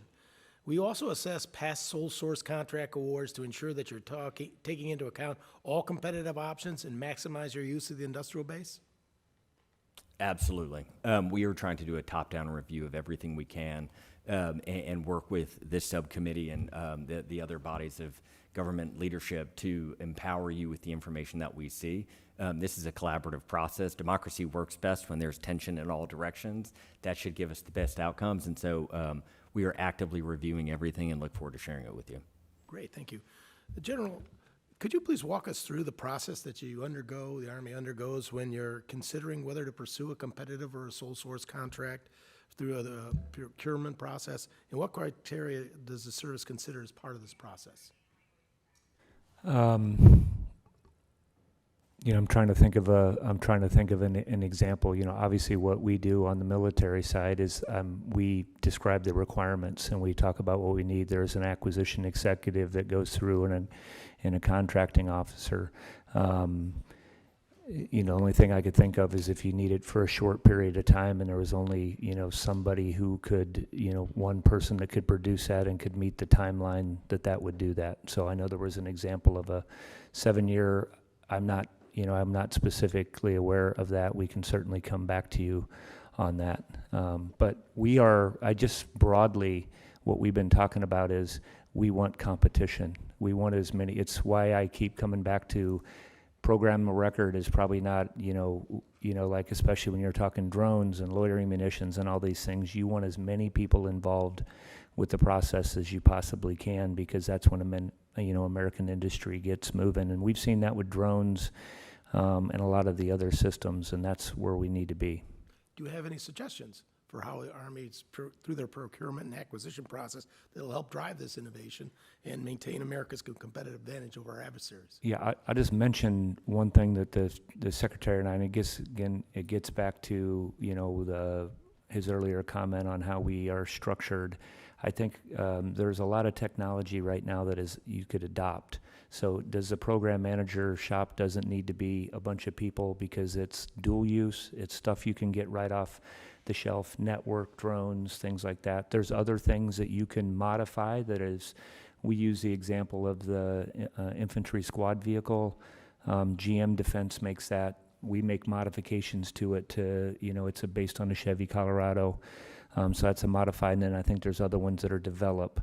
So I just think we have to approach this a little bit different. Again, those are things that we haven't done in a while, and it can't be one size fits all in the current environment that we're in. And Congressman, when General George and I speak about these things with the leadership team, we try to bifurcate the Army as a business and the Army as a warfighting machine. And one of the things we're most proud of, that started well before my tenure, is if you look as an example at how we're doing recruiting and capturing the data of our future soldiers, the way we would have done in the past is we would have said, here is our process. We need a software developer to go build us a specific thing, and then we need developers to keep it up and going, and it's our own proprietary thing, and it's expensive and it's clunky, and that's how we've done it in the past.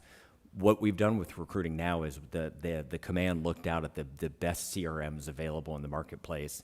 Then it took our Army process and rearranged it to match what was already in the market, and then we bought a software license like a medium or large size business would do, and we have seen incredible results. It's a lot cheaper, it's a lot faster, it's a better experience for the soldiers who are doing the recruiting and the incoming future soldiers. And what we're trying to do is take those Army as a business functions and run them like a business. I love that idea, because one thing you find around here is a lot of sole source technology and IP contracts that people have burrowed in over the years. It doesn't mean we're getting the best, but it means somebody's got a good job for a long period of time. So I love the idea of the competition. With that, I'm well over past my time. Thank you very much, Mr. Chairman. Thank you, Mr. Joyce. Mr. Valadeo. Thank you, Mr. Chairman. Thank you, Secretary Driscoll and General George, for testifying before the committee today. Your leadership is vital to preparing our soldiers and meet the evolving needs of our warfighter. First question is, as the Army transitions infantry brigade combat teams to more mobile formations, how will you ensure soldier protections in that process, particularly as field infantry squad vehicles that offer significantly less armor than legacy platforms like the high mobility, multi-purpose wheeled vehicles and joint light tactical vehicles? So I think we're actually, part of this, I used to make this argument when I would go to Afghanistan. So I went from Iraq to Afghanistan. Everybody told me you had to wear heavy body armor, groin protector, all these extra things that I was wearing, and actually it was, very difficult to move. So I think every situation is going to be a little bit different. What we're going to do in the mobile brigade combat teams, I think there's going to be autonomous systems that are in there that can see out. That's both ground and air.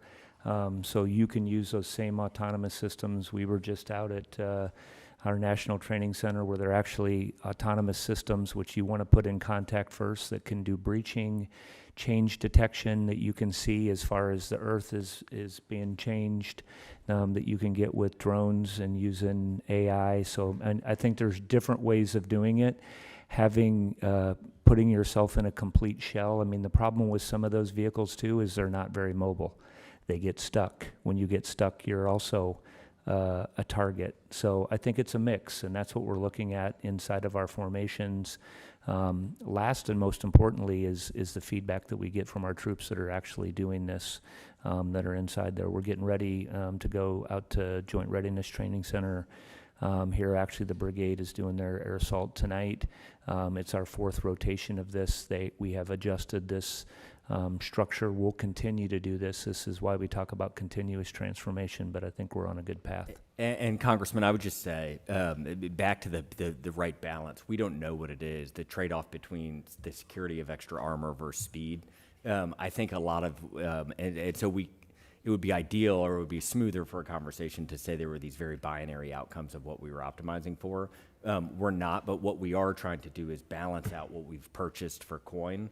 So if you think of our purchases in the last 20 years, we have purchased or over-purchased a lot of equipment that now needs to be balanced out with new, more digital, faster things. And so our purchasing may look like it's a binary, we are going toward only faster, but we know that we already have a lot of this other equipment in our arsenal. Thank you. You've stated the Army's transformation will be cost neutral, relying on divestments and command streamlining. But are these trade-offs sustainable over the long term, especially as new systems like drones, long-range fires, and cyber capabilities introduce their own life cycle costs for training, sustainment, and modernization? I think, we have this conversation almost daily about cost curve. I mean, and that's what we're looking at is what do we do, to reduce cost. A big part of this is on a lot of these systems, they need to be modular, and you need to be able to change things out. A lot of times it's the software, so you have to, we have to own our IP. We have to own, it has to fit into our command and control systems. So again, this is about how we buy things from the beginning so that we make sure that we're reducing the cost on a lot of these things. The drones that we have from the first rotation to our most recent one have gotten better, and they've also gotten cheaper. We're also building some of those things. So I think that there's a lot of areas, ways that we can keep costs down. And we do have to get in the habit of things that we know don't work or we don't need, getting rid of those as well. And Congressman, one of the other places we as the Army have been a bad customer, we have both been a bad customer oftentimes to who our suppliers are. We've also been a bad customer to ourselves. And so we have signed away our right in some instances to repair our equipment. And one of the things that Secretary of Defense Hegseth mandated to us in the memo that we are incredibly supportive of is we cannot allow outside parties to constrain our ability to repair our own equipment. So when General George and I were doing some of our tours and spending time with soldiers, you would see this exquisite piece of equipment that had been on the sideline for 9 to 12 months at a time. And we know how to 3D print the part. The part costs between $2 and $20, and it was at scale. And so one of the other things we're trying to do with our current innovation and transformation is to start to take care of ourselves better and be more thoughtful about how to be stewards of the American taxpayers' dollars. I appreciate that. And then how will the Army ensure that small businesses with innovative and readily available artificial intelligence tools can contribute to the Army's artificial intelligence ecosystem? Artificial intelligence and these models that are out there, these generative AI models are incredible. And when I joined, I would have thought that there would be more places that we could start to use them. I think today, as we sit here before you, we have a couple of places within our mostly special forces where they can apply some of that. But until we get this data layer that syncs our people and our things and our sensors and allow the information to be exchanged quickly, generative AI probably won't be showing up into the kind of our formations in combat for at least a couple of quarters, but we're very optimistic that with the steps we're taking for command and control, that we might be able to come back next year and say, generative AI models are transforming how we're thinking about targeting and all of these other functions of war. My time's expired, so thank you very much. Thank you, gentlemen. Ms. McCollum.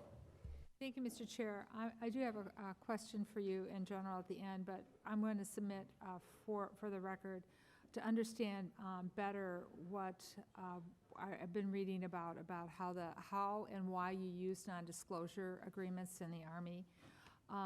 We want to, just to remind you, we want to follow up cost on the southwest border issue versus what you might be having to sacrifice for your role in China Indo-Pacific.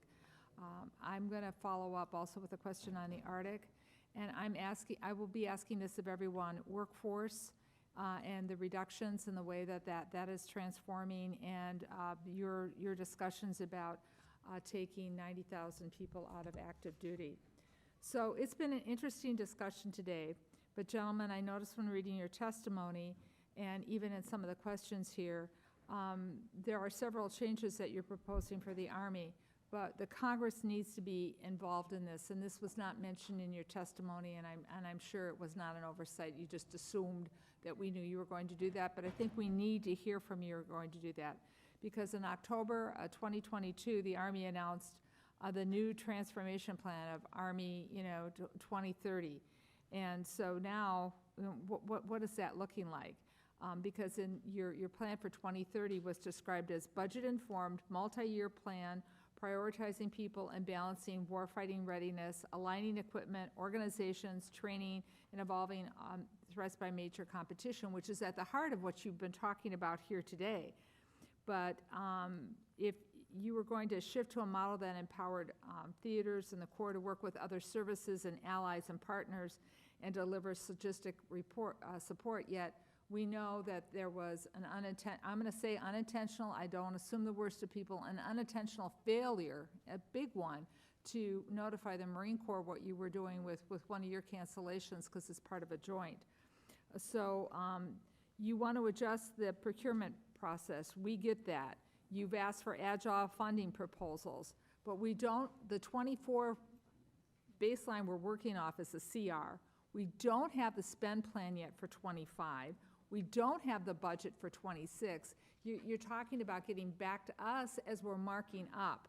So there's a lot of work that needs to be done. So we're going to need a lot of information from you, justification documents for what you want to do. That needs to be communicated to the Hill and to us. So to kind of sum up, where is 2023 fit in with agile funding proposal? We want to hear how you're going to work with Congress, with this committee, the Senate committee, even the authorizers, how you're going to be working with everyone, because you might need authorization on some of this. So if you can get back to us, your communication plan, as well as your spend plan, that would be greatly appreciated. Mr. Chair, thank you for giving me the opportunity to ask that question. Thank you. Thanks, gentlelady. Mr. Quare, you have a special guest you want to introduce? Yes, thank you, Mr. Chairman, ranking member, thank you so much, members. I want to, Mr. Secretary General, I want to introduce a young man and his, live in Laredo, live less than a mile from the river. They're from Laredo. Santiago is here with his Cárdenas and his mother. And if I can just introduce him, there's a very special story, and I'll say it later, but just want to have Santiago and his mother and his godmother stand up on that. He is congressman for the day, so he'll be voting much better.